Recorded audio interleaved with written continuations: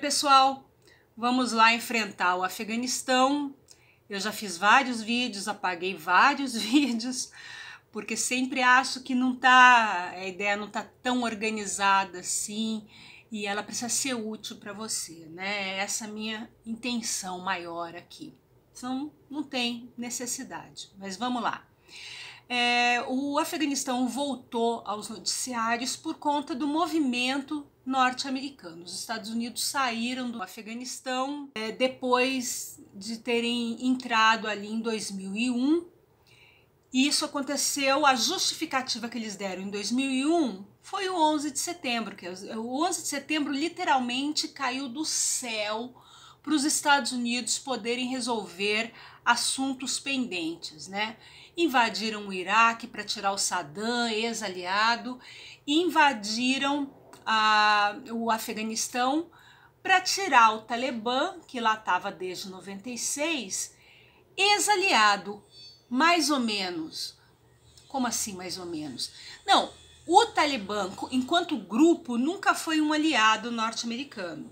Aliados foram muitos membros do Talibã, né, que fizeram parte dos Mujahedins desde 1978. Né, os Estados Unidos foram um dos financiadores desse grupo. Mas vamos lá na origem, dada essa introdução aí, vamos na origem da questão para a gente entender direitinho como esse grupo odioso chegou ao poder, o Talibã. Indefensável, né, principalmente em relação às mulheres, em relação a tudo, a todos. O Talibã, ele acho que une a humanidade na oposição a ele, né? Tirando ele, acho que ninguém defende o Talibã. Não consigo imaginar alguém que defenda, que consiga defender esse grupo. Mas vamos lá. O Afeganistão, é importante que a gente saiba onde ele está. Primeira coisa, né? É um país que não tem saída para o mar, que está ali, faz fronteira a oeste com o Irã. Veja, o Irã é um país que até 1979, governado até então por Reza Pahlavi, o Shah, o rei Reza Pahlavi, era aliado dos Estados Unidos. Ao sul, ele faz fronteira com o Paquistão, que é um país da Península Indostânica, né, da chamada subcontinente indiano, que ficou independente ao lado da Índia em 1948, né, fazia parte dos domínios britânicos. E assim que ficou independente, se orientou pelos Estados Unidos. Na lógica da Guerra Fria, né, essas eram as orientações, né? Estados Unidos e União Soviética, Paquistão vai para o lado dos Estados Unidos. Ao norte do Afeganistão, tem os estados da ex-União Soviética, né? Alguns deles, o Turcomenistão, fazem fronteira ali com o Afeganistão. Veja, o Afeganistão é um país pobre. É um país que tem pouquíssimos recursos minerais, tem um pouquinho de ouro, tem um pouquinho de cobre, um pouquinho de prata, mas eles não vivem disso, claro, né? Eles têm, a economia deles é basicamente agrícola e pastoril, mas eles estão próximos ou na rota dos lugares onde tem muitos recursos minerais. Esse sul da ex-União Soviética é um lugar riquíssimo, né? Um Eldorado. Então, sem dúvida nenhuma, o Afeganistão é um local estratégico. Aliás, sempre foi um local estratégico, né? A Inglaterra promoveu várias guerras de conquista ali no Afeganistão e conseguiu transformar aquilo num protetorado britânico até 1919. Né, eles conseguiram a independência, mas sempre existiu o medo britânico primeiro do Império Russo e depois dos soviéticos tomarem aquela região e a partir dali descerem e tomarem a Península Indostânica, né? Repito, que era colonização britânica. Então, feito esse comentário, agora vamos lá à história, né? De 1919 a 1973, eles já estavam independentes, né, já não eram mais protetorado britânico, mas mantinham a monarquia. Até 1973 era um rei, o rei Zahir. Ele vai ser deposto pelo chefe do exército dele, né, pelo chefe do exército do Afeganistão, que era o Mohammed Daoud Khan. Vai ser executado o rei, e isso vai ser bem-vindo ali, principalmente pela União Soviética, porque o país era um país semifeudal, né? Na verdade, é ainda um país semifeudal, né? Um país com proprietários de terra, grandes latifúndios e pessoas que são pequenos proprietários ou camponeses que trabalham para esses grandes proprietários. Mas, enfim, a Revolução de 73, feita pelo Daoud, foi uma revolução contra o semifeudalismo. Então, vai ganhar o apoio da União Soviética, mas e principalmente do partido local que era de orientação soviética, que era o Partido Democrático do Povo Afegão, PDPA, né? Era um partido de orientação soviética que ficou satisfeito. Contudo, bem no começo já do seu governo, apesar de receber apoio financeiro da União Soviética, né, o Daoud começa a se aproximar dos Estados Unidos via Irã, né, porque ainda, vamos lembrar, até 1979, o Irã era governado pelo Reza Pahlavi. Então começa a se aproximar ali, e isso vai incomodar muito, principalmente o partido de orientação soviética, que era o PDPA. E aí, em 1978, o PDPA acaba tirando do poder o Daoud, executa o Daoud, porque ali é assim, você tirou do poder, você mata, né? Em geral é assim que eles fazem, né? Tiraram o Daoud do poder e quem vai para o poder é um cara chamado Nur Mohammad Tarak.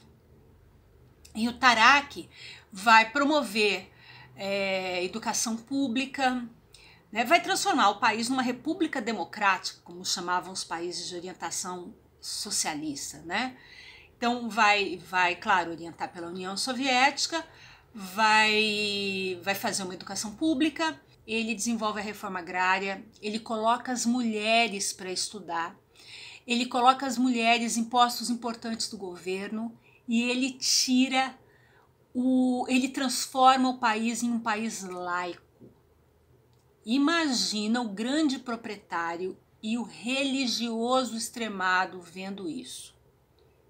Nós sabemos o que é um fundamentalista, nós temos muitos, né, no Brasil.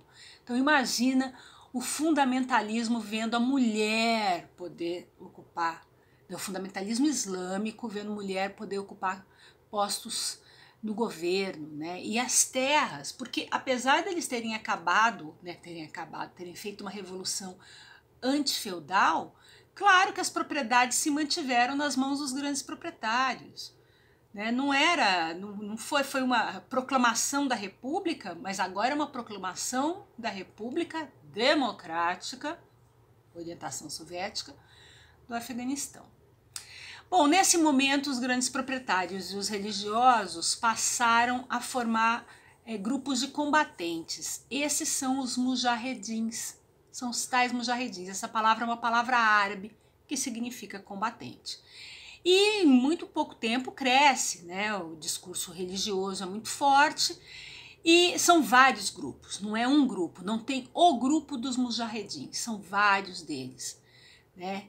E eles passam a ser financiados, a princípio, pelo Paquistão, né? Pela Arábia Saudita também, vai dar um pitaco ali, porque ela queria que tivesse um crescente sunita, né? O Afeganistão está ali do lado do Irã, que é um país de maioria xiita.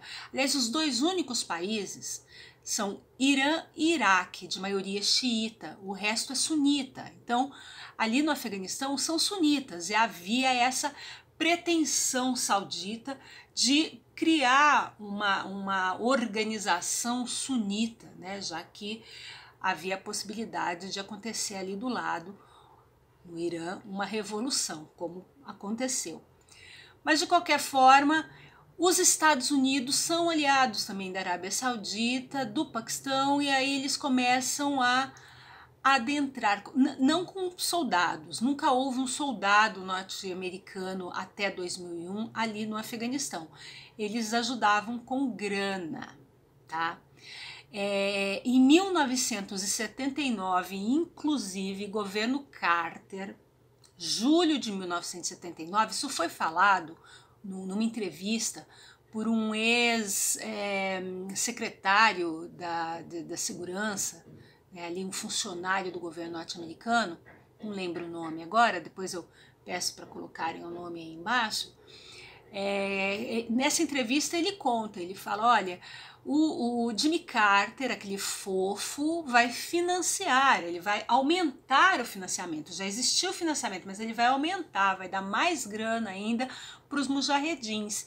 E a intenção, diz esse secretário de segurança, era que a União Soviética ficasse desconfortável com a situação, invadisse o Afeganistão e aquilo transformasse a vida da União Soviética como transformou a vida do norte-americano por conta da Guerra do Vietnã, que o Afeganistão fosse o Vietnã dos soviéticos. E foi, né? Com as mesmas agruras, além de gastar mundos e fundos, né? Vai ser uma guerra cara que vai ajudar a afundar a economia soviética. Então, aparentemente, até isso já estava estruturado, já estava ali no jogo de xadrez dos Estados Unidos, quando o Jimmy Carter assinou. E você fala, poxa, mas o Jimmy Carter era tão fofo, né? Por que ele fez isso? Olha, provavelmente primeiro porque ele não é tão fofo assim, né? Segundo, porque no começo de 1979, o Ayatollah Khomeini tinha assumido o poder no Irã. E vamos contar uma coisa, né? Muita gente acha que a partir do momento que o Ayatollah Khomeini assumiu o poder no Irã e chutou o aliado norte-americano, né, que é o Reza Pahlavi, que foi morrer lá nos Estados Unidos, a partir desse momento, muita gente acha que o Irã se aliou à União Soviética. Não! O Irã criou uma coisa nova. O Ayatollah Khomeini, quando assumiu o poder, ele disse o seguinte: existem dois satãs no mundo.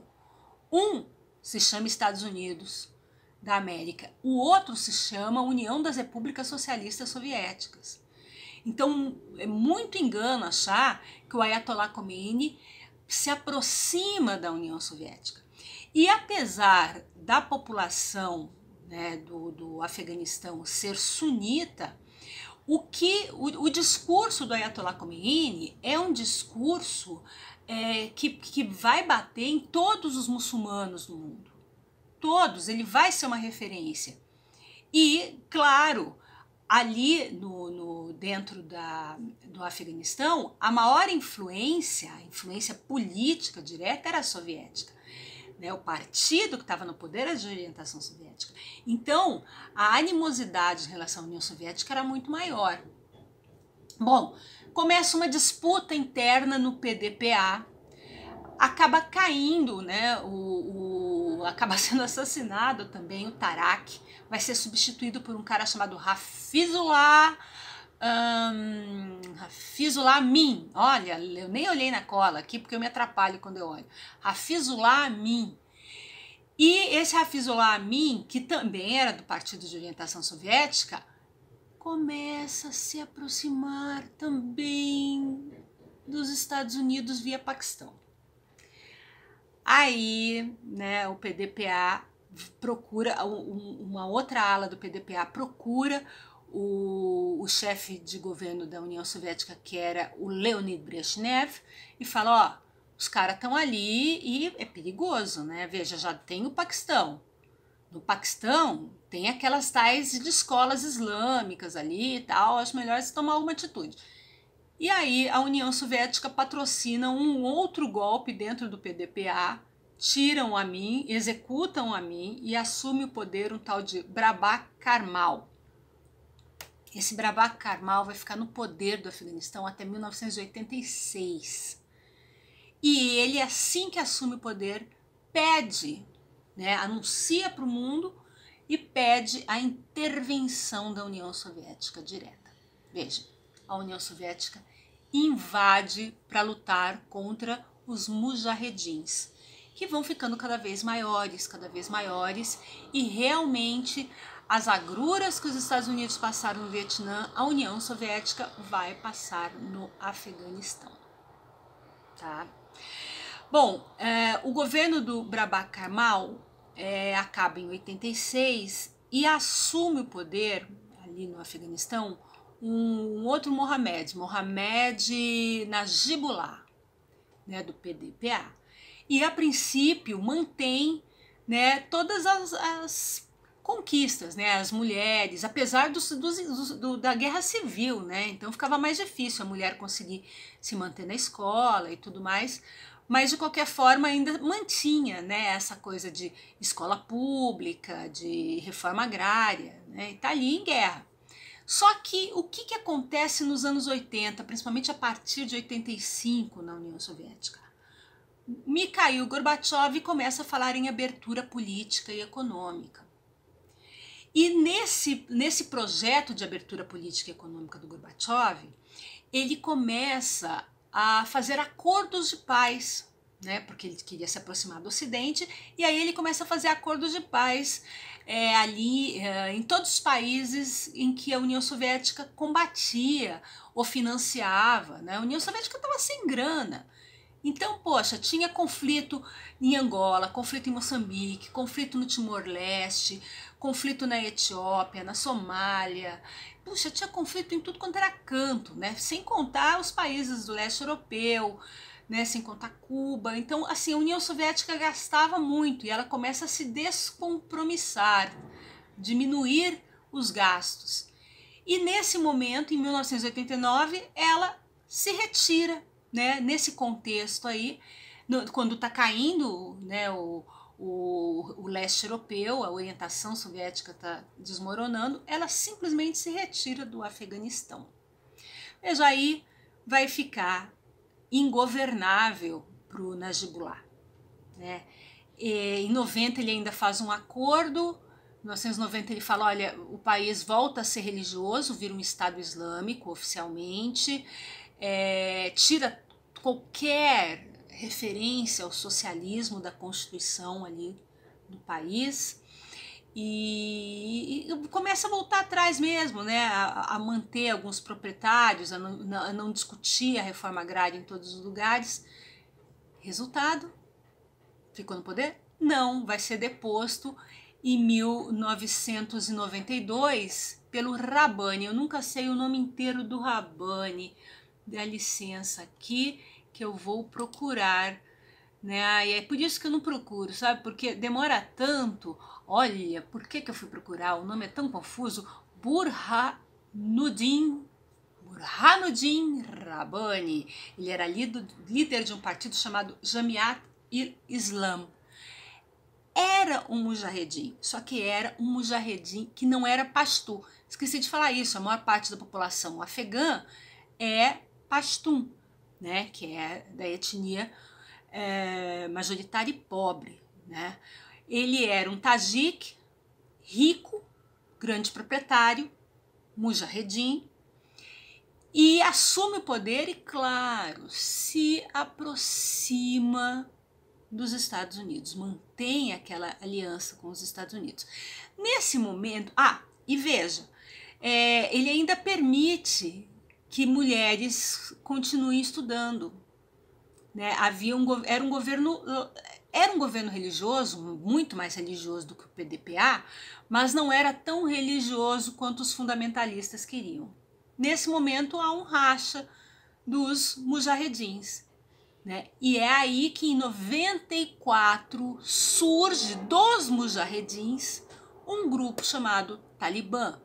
Estudantes, né? São os estudantes que estão muito ligados aos paquistaneses e às madraças, que são as escolas que foram levadas, que foram incrementadas, as escolas islâmicas dentro do Paquistão, com a chegada de um saudita ali, aliado norte-americano, com a família aliada dos Estados Unidos, chamado Osama Bin Laden.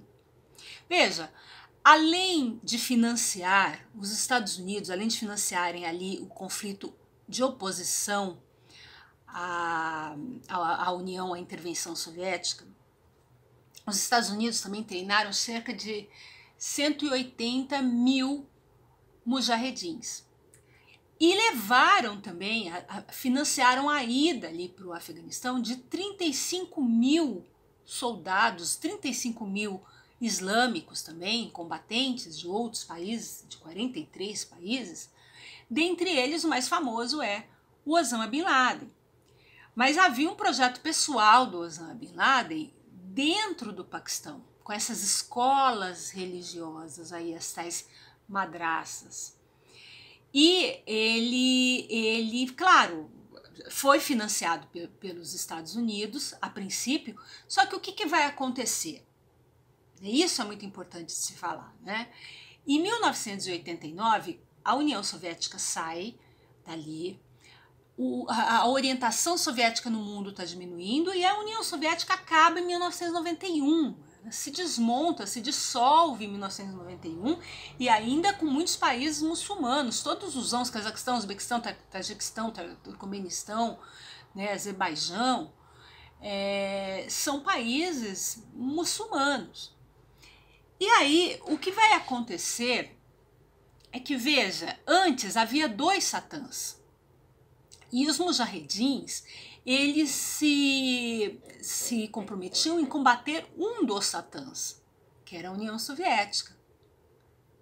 Porém, a União Soviética acaba. O que vai acontecer é que a ligação do Osama Bin Laden com os Estados Unidos, ela vem de família mesmo, né?